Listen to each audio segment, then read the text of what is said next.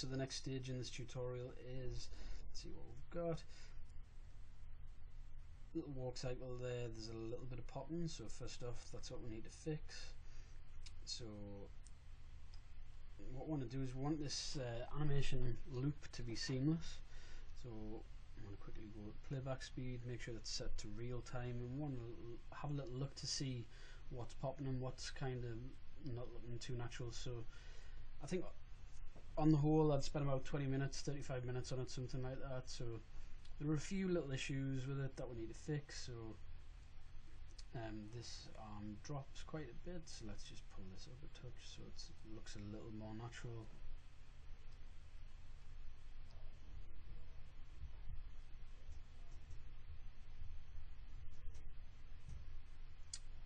And any other kind of areas that might be popping, you might want to keep an eye out for.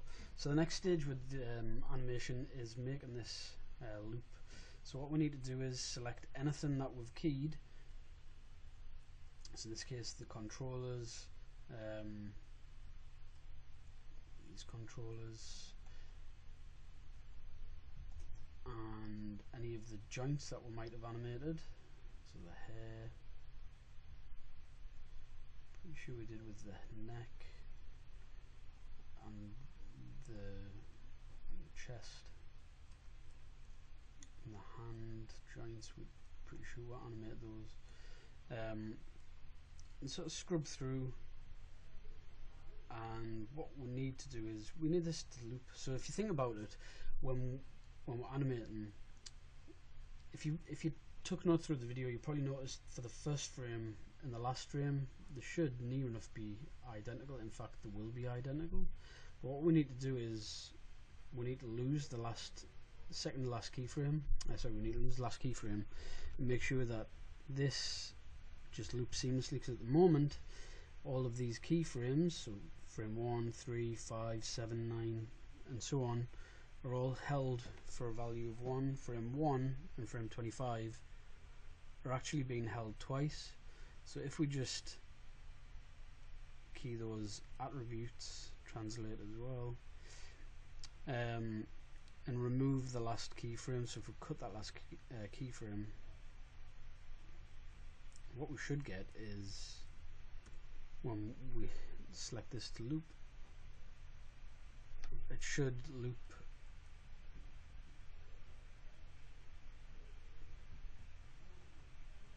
more seamlessly. So that's how you would get your animations to loop a little more effectively. The next stage for this is actually, that seems, the legs and everything seem to be okay, but actually what seems to have happened is it seems to have created a little bit of a popping kind of motion with that for the ribs. So what might be better off doing is going through these individually. So what you would do is, let's just select everything. So the leg, any of the controllers, so the curves, select these elements, anything that we've keyed basically, any of these locators, select these, and make sure that these are set keyed to translate, translate and rotate. Key there as well.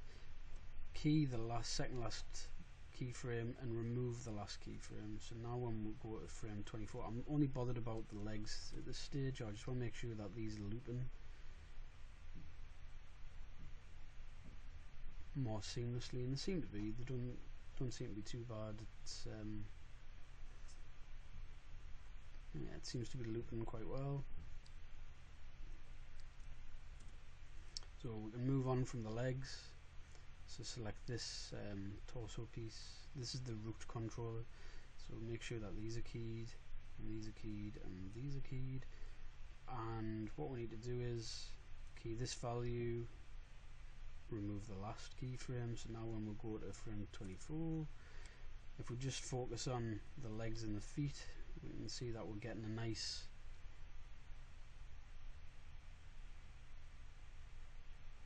looping animation. So the next stage is select the hands, controllers, select the joints. Again, move this out to frame 25. So make sure we've got this. Actually, select the controller for this and this.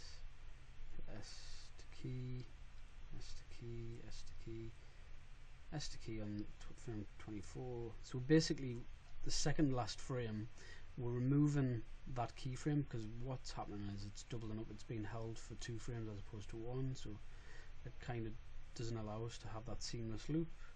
We just want to work with rotation in this case. There we go. Key this, remove this last keyframe of them both. Select these ribs.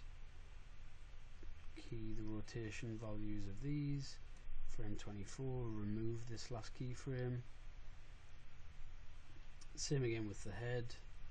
Key the rotation.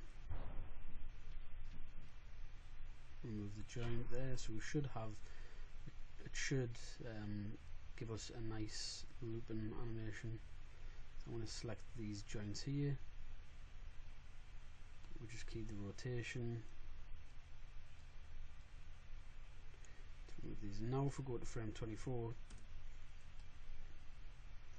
or 1 frame previous to the end of the last frame, we should be getting like a relatively nice little loop, but for whatever reason we still seem to be getting a little bit of a pop with it, so we just need to check our values. If you look closely at this joint here, I think it's that joint there that's kind of throwing it off a little. Set this back to frame 25, from 25.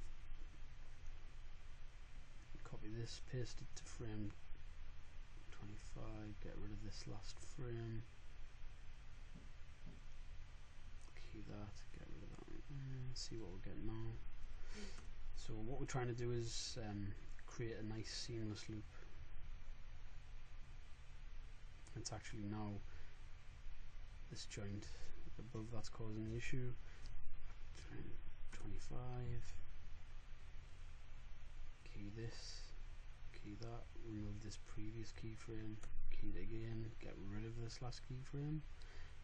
Frame 24 again, so we should now